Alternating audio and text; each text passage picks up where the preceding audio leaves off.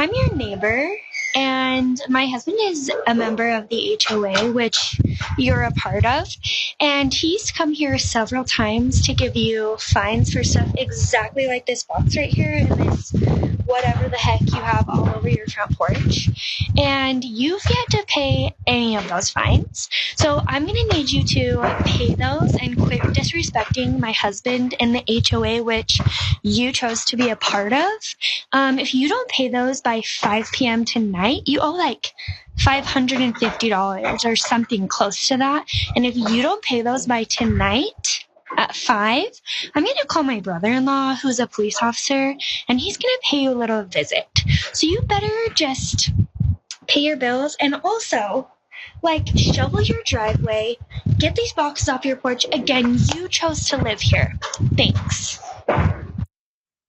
Yes, another Karen-possessed community. Put up the picture full mass. Don't you find it ironic that she says, my husband is a member of the HOA? Not her. It's not her job. You see, Karenicity allows them to take on whatever job they choose to. They can become the police. They can be the parking authority, whatever it is. That's their superpower according to their own minds. So she does this thing, walks up to the door and says, my husband is being disrespected.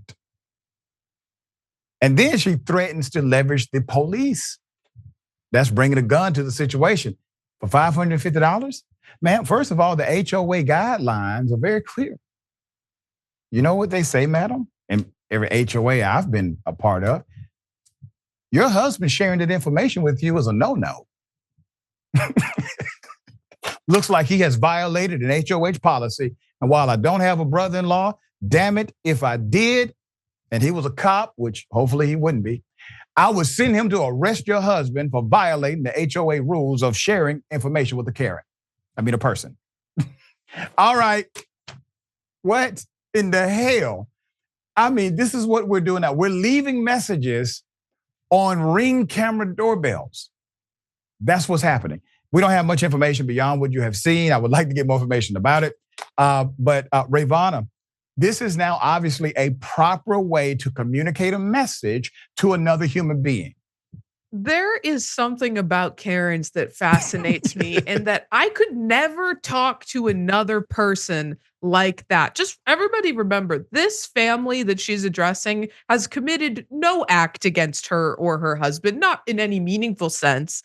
She's upset because they are not caring for their property in the way that she and apparently the HOA seem to fit. They didn't shovel their driveway in time, or there was a box on their front porch for too long, which is really interesting to me because, particularly studying property law, so much of property law is based on the idea that when you own property, you have the right to treat it however you want to treat it. We very much value an individual's right of ownership, except for when it comes to HOAs, and of course there's a racist history of the forming of HOAs, the intent to keep out undesirable things from the neighborhood, which incidentally included for a long time Black people, brown people, people that they didn't think were rich enough to live in these neighborhoods, they thought would decrease property value. And they used, things like HOAs, they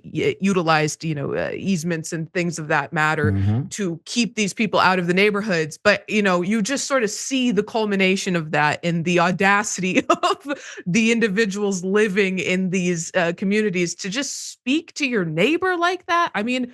My neighbor hasn't shoveled in front of their house yet. I'm not going to go over and leave a catty ring bell, ring doorbell message for them, because that's just not how you should treat people. But it just seems like these Karens have no grasp on how to address other people as humans. That's right. Well said. All right. We'll give you an update if anything comes of it.